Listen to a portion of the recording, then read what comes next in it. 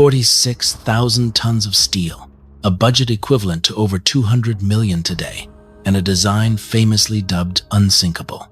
To the world, the Titanic was the apex of human achievement, a floating fortress that defied the elements. Yet, less than 5 days into her maiden voyage, this titan of industry surrendered to the depths. We've been conditioned to blame the iceberg, a single point of failure in a massive, tragic accident. But beneath the surface of this well-known story lies a darker, more complex architecture of incompetence that few have dared to fully examine. Was this tragedy truly an act of fate, or was the Titanic a ticking time bomb, a masterclass in systemic failure? As we peel back the layers of this maritime ghost, we confront a haunting parallel. How many silent structural cracks are we ignoring in the massive, unsinkable systems of our own modern age? This isn't just about what happened in 1912. It's about the warning signs we refuse to see today. Stay with me until the very end to dissect the autopsy of a disaster and uncover the chilling reality of how the invincible became the inevitable.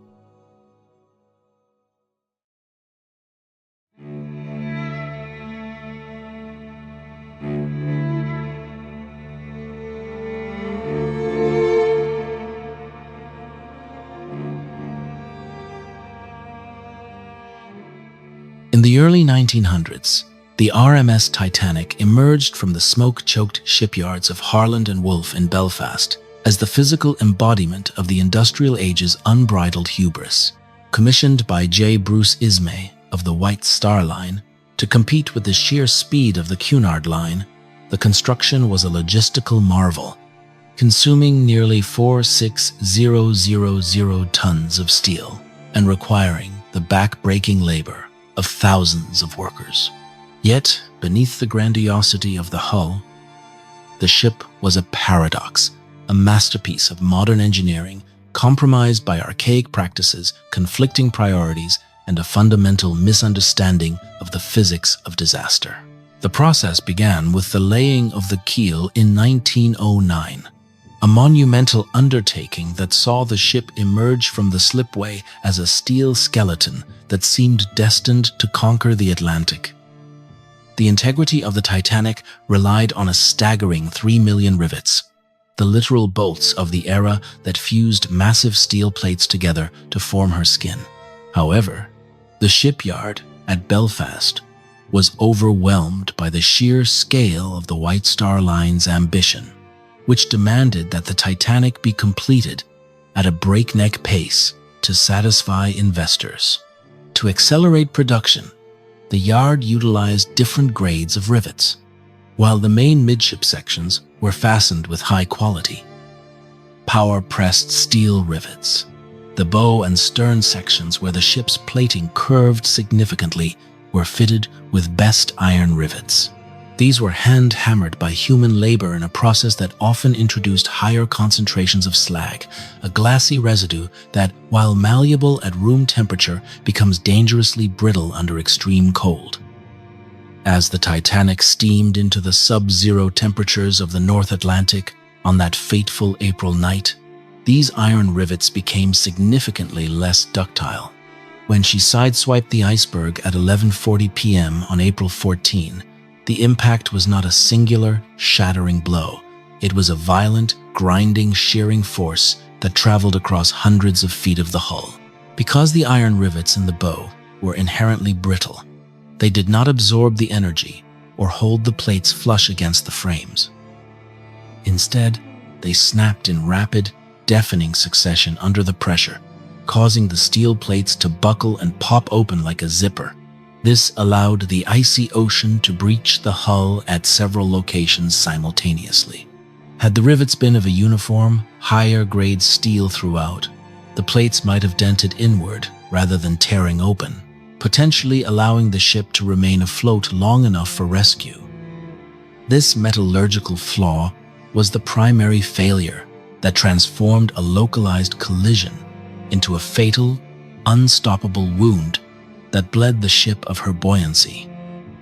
This structural frailty was dangerously amplified by a profound, fundamental misunderstanding of containment. The Titanic boasted 16 supposedly watertight compartments separated by massive transverse steel bulkheads, the pride of the White Star Line and the bedrock of her unsinkable reputation. Yet, these bulkheads were an engineering illusion, a critical oversight in the design philosophy of the time. They did not extend to the topmost deck. They only reached as high as E-deck. In calm waters, this would suffice to contain a minor puncture. But the design ignored the geometry of a sinking ship. Imagine a bathtub. If you tilt it too far forward, the water simply sloshes over the edge and into the next compartment. This is precisely the tragedy that unfolded. As the bow dipped deeper, the water levels in the forward compartments rose until they crested the top of the bulkheads, spilling sequentially into the adjacent chambers. The design relied on the false, static assumption that the ship would only ever lose a few compartments in a standard collision, but it ignored the mathematical reality of total, progressive flooding in a dynamic environment. By failing to seal these bulkheads to an overhead, continuous deck, the designers inadvertently built an accelerating death trap. This catastrophic flaw would later serve as the direct catalyst for the birth of the SOLAS, Safety of Life at Sea, regulations which today mandate that bulkheads must be sealed to the uppermost continuous deck to prevent the exact spillover effect that claimed the Titanic. While the engineers failed the vessel's structure, the maritime regulators of the era failed the passengers on a human administrative level.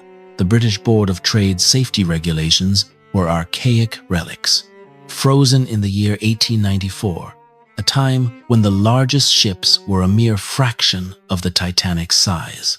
These rules mandated a minimum of 16 lifeboats for any ship exceeding 1,000,000 tons. The Titanic weighed 4,600 tons, nearly 5 times that threshold.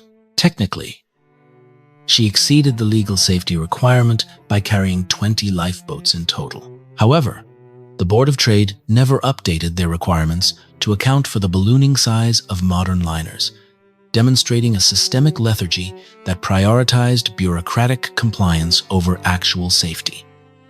Consequently, those 20 boats only possessed the capacity for 1,178 people.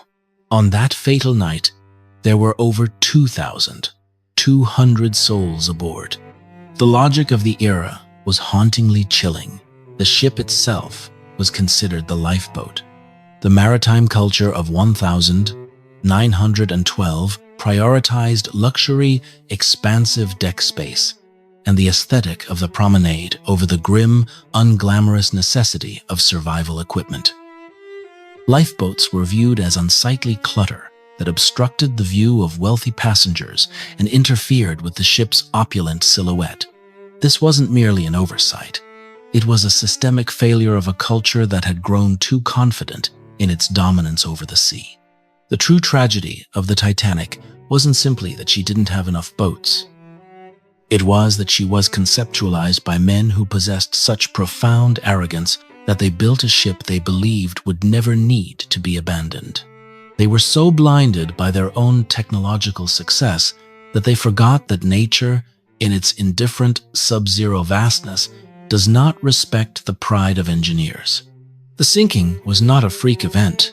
It was the final, inevitable collision between a design built on flawed assumptions and the hard, cold reality of the ocean, leaving behind a legacy that would forever reshape the maritime world into a safer, albeit much more skeptical, place.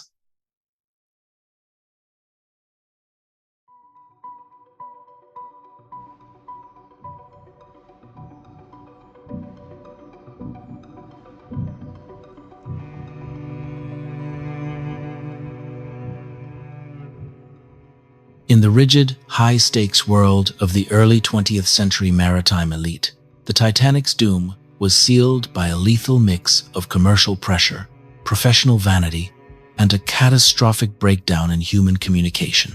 At the epicenter of this monumental ambition stood J. Bruce Ismay, the chairman of the White Star Line, a man defined by the competitive fervor and imperial bravado of the Edwardian era. While historians and maritime investigators have debated for decades whether Ismay issued an explicit order to break a speed record, the psychological pressure he exerted upon the command of the Titanic was palpable and undeniable. The White Star Line was not simply selling passage across the ocean. They were marketing the Titanic as the ultimate, unrivaled symbol of British industrial superiority, a floating palace of luxury that had to adhere to a punishing, precise, and uncompromising schedule. To Ismay, arriving in New York on the exact hour promised was a marketing necessity in a cutthroat industry where every hour saved was a resounding testament to the brand's absolute dominance over the sea. Caught in the suffocating vice of this high-stakes pressure was Captain Edward J. Smith, often unfairly and simplistically portrayed by modern critics as a doddering, aging captain who recklessly ignored the obvious dangers. The reality of Smith's situation was far more nuanced and tragic. Smith was a hero trapped in a vortex, a seasoned veteran who had spent 40 years traversing the globe's most treacherous waters. Widely heralded as the millionaire's captain due to his impeccable reputation among the social elite who clamored to sail on his ships, Smith was certainly no fool. He was a master of his craft, who understood the temperament of the Atlantic better than perhaps any man alive. Yet, he operated within a corporate culture that viewed blistering speed as a moral virtue and caution as an inexcusable impediment to progress. When the hierarchy of the White Star Line expected the Titanic to perform with clockwork reliability, Smith felt the crushing weight of that institutional expectation. He was a man whose long, storied career had been built on the foundation of never being late, a professional mandate that acted as a psychological blindfold, slowly obscuring his perception of the shifting, perilous reality of the environment around him. As the Titanic surged forward, the environment began to scream warnings that were, with terrifying consistency, systematically ignored by the bridge. Throughout the daylight hours of April 14, the Titanic received a relentless barrage of ice warnings transmitted via wireless telegraphy, a marvel of modern innovation that was intended to enhance safety but, in a cruel twist of irony, created a false sense of connectivity that led to complacency. Messages arrived from the Caronia, the Baltic, and, most critically, the Mesaba. The Mesaba message was arguably the most vital piece of data that the ship would receive. It provided the exact, precise coordinates of a massive ice field directly in the Titanic's intended path. Yet, this warning never reached the bridge in a meaningful way. This breakdown brings us to the forgotten voice of the SS Californian, a ship whose proximity to the tragedy has haunted maritime history. Much of the narrative paints Captain Stanley Lord and his crew as cold-hearted, negligent villains who watched the Titanic perish in absolute silence. However, a deeper, forensic analysis of the Marconi communication protocols reveals a more profound, systemic truth. This was a fundamental failure of the system itself, not merely the individuals involved. In 1912, wireless telegraphy was in its infancy, a chaotic frontier of technology. Operators like Jack Phillips on the Titanic were severely overworked, tasked primarily with sending hundreds of personal, high-priority messages for wealthy passengers to shore stations, effectively turning the wireless room into a commercial hub rather than a safety command center.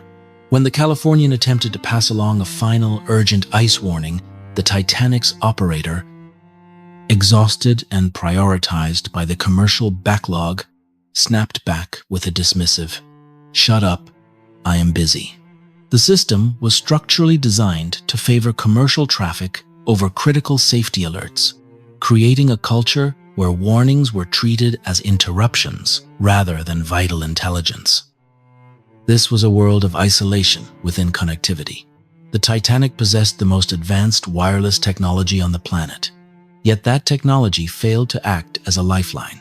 Instead, it became a vacuum of information where ego, commercial priority, and bureaucratic lethargy effectively drowned out the impending reality of the iceberg lurking in the dark.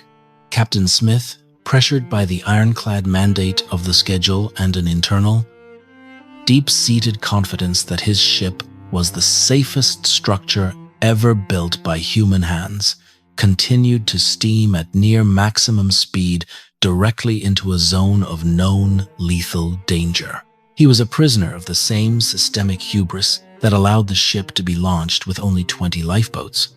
The tragedy, by the time the sun dipped below the horizon on that clear, moonless night, was no longer a question of if a collision would happen, but when. The stage was set with terrifying precision, and the actors were, perhaps unknowingly, following a script of catastrophe written by their own unwavering, almost religious belief in their invincibility. They were sailing into the abyss, convinced that the laws of physics would bend to the will of their commerce, a fatal delusion that would ensure the Titanic remained a ghost ship for eternity. The failure was not one of navigation alone, but a total surrender of common sense to the cold, hard logic of profit, speed, and the intoxicating, dangerous pride that precedes every great fall in human history.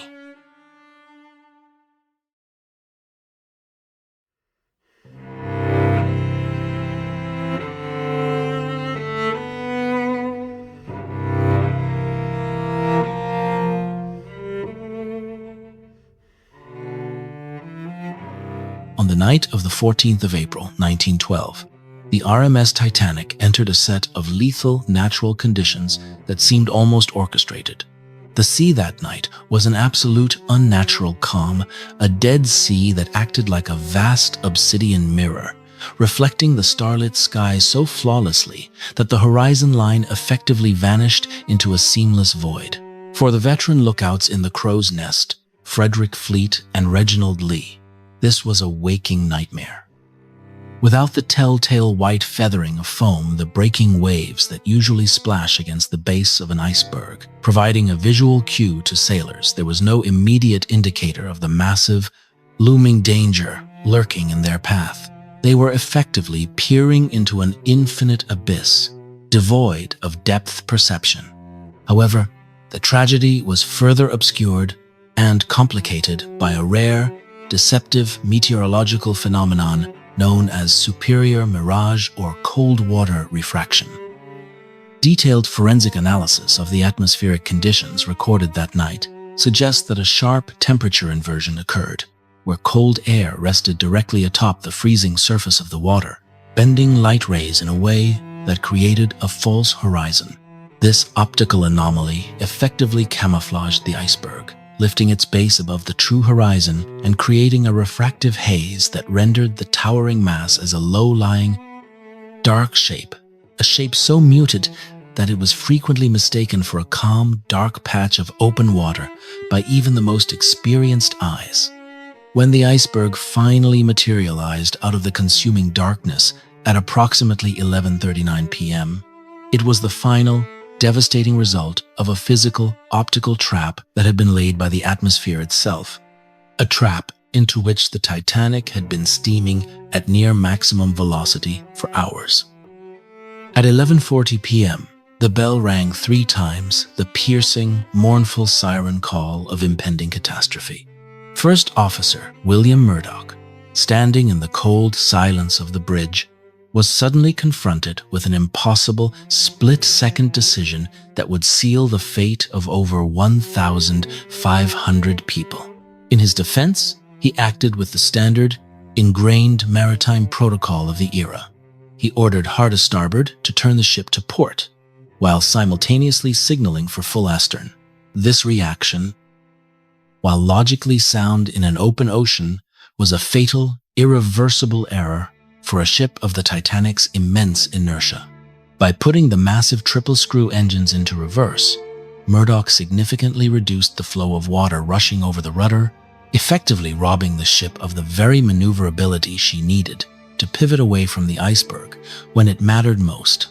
The collision that followed was not a head-on, crushing impact, but a slow, grinding, and utterly merciless kiss of death along the starboard bow. Had the Titanic struck the iceberg head-on, the damage would likely have been localized to the first 1 or 2 watertight compartments, a scenario for which the ship was robustly engineered to survive. Instead, the turning maneuver caused the ship to sideswipe the berg in a long, catastrophic grazing action. As the 46,000-ton Leviathan ground against the unyielding ice, we see the harrowing, layered analysis of disaster. The immense lateral pressure of the ship's momentum, estimated at nearly 21 knots, collided with the immovable frozen mass with a force calculated in the millions of pounds per square inch. At the point of impact, this pressure far exceeded the sheer strength of the iron rivets we discussed earlier. The force was so profound that it forced the steel plates to buckle inward, distorting the very skeleton of the ship.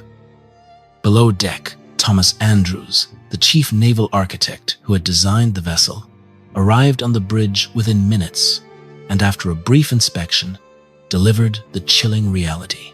The Unsinkable was dying. The ship began to list almost imperceptibly to starboard, and the water pressure began its relentless, volumetric climb through the forward holds. As the bow dipped deeper, the ship's massive displacement became her most dangerous undoing. The water rushed into the first 5 compartments at an alarming, unsustainable rate, and the sheer weight caused the bow to sink lower and lower, eventually allowing the water to crest the top of the E-deck bulkheads and begin the bathtub spillover effect we identified as the primary design failure. The force of the flooding was immense. At the peak of the breach, thousands of gallons were rushing in per second, effectively turning the forward holds into giant, open-ended water containers that pulled the ship down with a relentless, heavy gravitational drag. The internal geometry of the ship, once the pride of Harland and Wolff, was now working entirely in opposition to her survival. The human reaction to this mechanical collapse was a mirror of the ship's design, chaotic, ill-prepared, and paralyzed by the magnitude of the unfolding disaster. On the promenade deck, the reality of the situation was sanitized and downplayed by a crew who were trained for ship-to-ship transfers, not for the total loss of a vessel. Captain Smith and his officers operated under the antiquated, tragic assumption that women and children must be prioritized, but in their state of collective confusion, they often enforced this women and children first directive as women and children only. This led to the most agonizing and life-costing failure of the night, the launch of the lifeboats. Many crew members viewed the lifeboats as mere transfer vehicles to reach hypothetical rescue ships nearby, rather than as essential, life-saving crafts.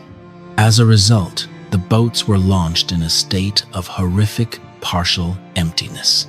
Lifeboat No. 7, the very first to leave the side of the Titanic, carried only 28 people, despite a total capacity for 65. The officers, gripped by a frantic, blind need to maintain order, often shoved terrified passengers into boats that were less than half full because they feared the weight of a full boat would buckle the davits, a structural fear that, ironically, turned out to be entirely baseless. The atmosphere on the deck was hauntingly surreal. The band continued to play popular ragtime tunes. The electric lights remained blazing bright, and the vibration of the engines stopped, leaving the massive ship in an eerie, deathly silence that contrasted with the screams echoing from the depths of the lower decks. Passengers were deeply reluctant to leave the warm, luxurious stability of the Titanic for the small, flimsy-looking wooden boats that bobbed in the freezing, dark water hundreds of feet below. This psychological refusal to accept the reality of the sinking, coupled with the systemic failure to train the crew in emergency lifeboat protocols, ensured that the very tools of survival became spectators to the ship's final, lonely descent. The chaos was not just in the machinery or the structural rivets. It was in the hearts of those who stood on the deck, caught between the comforting illusion of a floating palace and the terrifying, freezing reality of an Atlantic grave. By the time the final lifeboats were lowered into the water, the Titanic's bow was already submerged, and the horrifying realization of what was to come began to settle over the ship like a shroud of ice. The stage for the final act had been set, and the tragedy, which had begun as a series of mechanical and human failures, was now rapidly becoming an irreversible, watery end. The Titanic, a monument to human engineering, had finally succumbed to the ocean, and the cold truth that she was not built for such a desperate hour was laid bare for all to witness.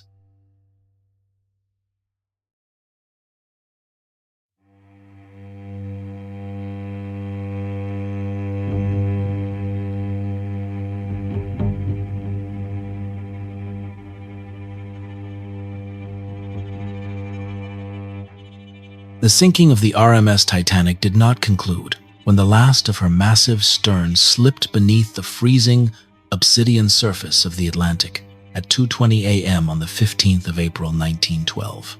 The tragedy had only just begun when the RMS Carpathia arrived at dawn, pulling shivering, shell-shocked survivors from their lifeboats and revealing the staggering, incomprehensible scale of a catastrophe that should never have happened in the first place.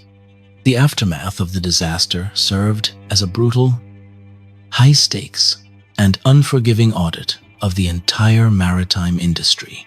As we examine the black box of this disaster, the fragmented, harrowing telegrams, the logbooks recovered from the wreckage, and the testimony of those who stood on the deck, we find a transcript of systemic institutional failure that was years in the making. The frantic wireless messages exchanged between the Titanic, the Carpathia, and the nearby SS Californian provide a haunting, real-time record of what can only be described as institutional paralysis. The Titanic's final distress signals, sent in the agonizing, rhythmic, and desperate pulse of CQD and the then-emerging international standard SOS, were received by ships that were desperately trying to assist, but were woefully hampered by the primitive, slow, and uncoordinated communication protocols of the era. The most controversial and enduring mystery that has haunted maritime history since that night remains the role of the SS Californian. Positioned perhaps as close as 10 miles away, close enough for her crew to famously witness the Titanic's distress rockets lighting up the dark, silent sky, yet no rescue was launched until it was far too late. This failure was not a product of simple human malice or a callous disregard for life.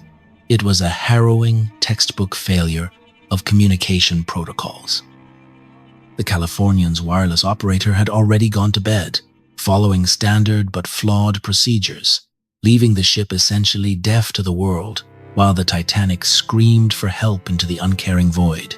This serves as a stark, chilling reminder that even in the presence of supposedly advanced technology, the human element, the fragile, fallible link between the machine and the mind, is always the ultimate point of failure. The Californian remains an eternal case study in what we call organizational silence, where established routines, rigid hierarchies, and a lack of redundant safety protocols prevent individuals from recognizing a crisis until the opportunity to act has long since passed.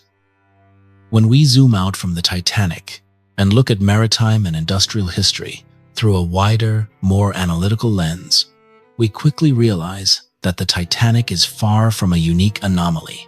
Consider the tragic, structural collapse of the Ocean Ranger oil rig in the North Atlantic in 1982. Despite occurring 70 years later, in an age of far superior technology, The Ocean Ranger disaster echoes the exact same script of failure that doomed the Titanic. In both cases, we see a lethal, recurring combination of flawed engineering, a corporate culture that prioritized rapid production and profit-driven speed over fundamental safety, and a toxic environment that actively punished those who raised the alarm or suggested that the design might be inadequate. Just as the Titanic's builders failed to account for the dynamic, shattering stress of a collision on brittle iron rivets, the engineers of the Ocean Ranger failed to account for the catastrophic potential of a seawater intake failure during a severe storm. Both disasters prove, with agonizing clarity, that modern catastrophes are almost never caused by a single, unpredictable freak occurrence. They are the result of a script of error that is meticulously written months or even years before the first rivet pops or the first pump fails. A disaster is rarely the beginning. It is merely the final, tragic act of a long-running, overlooked performance of systemic negligence and institutional arrogance. The immediate, visceral aftermath of the Titanic disaster forced a total, agonizing, and long overdue reconstruction of international maritime law. The world could no longer ignore the glaring, painful fact that a ship could carry 2,200 people with only enough lifeboats for half that number. The resulting International Convention for the Safety of Life at Sea, SOLAS, adopted in 1914, became the gold standard for maritime safety across the globe. It mandated that every ship must have sufficient lifeboats for every single person on board, required regular, mandatory lifeboat drills, and established the International Ice Patrol, which continues to track and map icebergs in the North Atlantic to this day. These were not mere suggestions or guidelines. They were a hard-won, blood-stained peace treaty between humanity and the inherent, terrifying indifference of the sea. But we must honestly ask ourselves, did we actually solve the underlying problem? Or did we simply build better, more comforting guardrails around a foundation that remains fundamentally flawed? As we look toward the year 2026 and beyond, we find ourselves in an era of unprecedented, almost total technological reliance. Today, we don't just trust in steel and rivets. We trust in complex, opaque algorithms, satellite-linked autonomous navigation, and predictive AI models that operate beyond human comprehension. We have effectively replaced the hubris of steel with the hubris of the algorithm. In our modern age, we are surrounded by massive, unsinkable systems, our global financial markets, our automated energy grids, and our hyper-connected transportation networks. Yet, these systems are just as vulnerable to the same chain of failures that doomed the Titanic. We have become so entirely dependent on the seamless connectedness of our technology that we have largely forgotten how to handle the sudden, violent isolation of an unexpected crisis.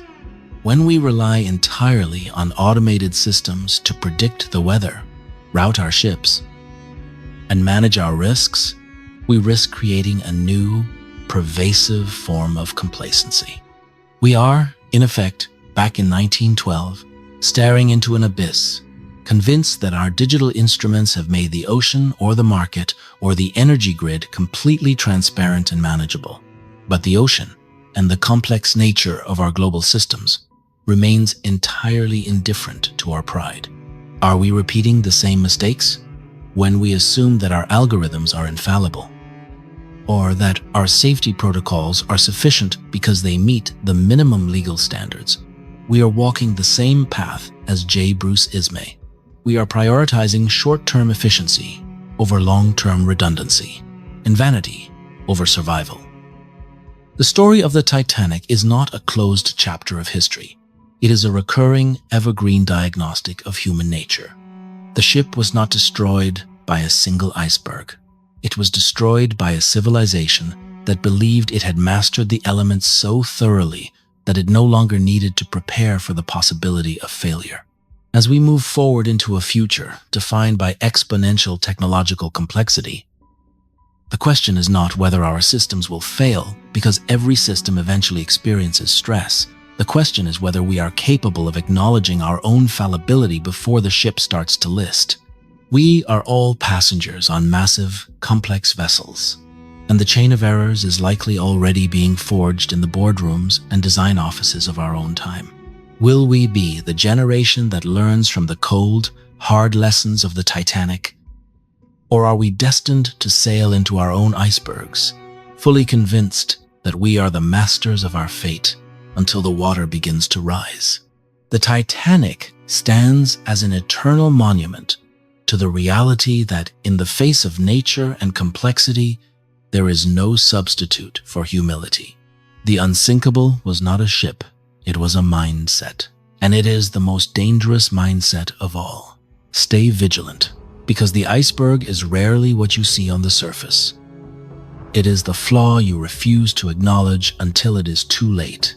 The sea and history offer no second chances to those who ignore the cracks in the hull. Finally, before we end today's journey, thank you for bearing witness to this tragedy with me.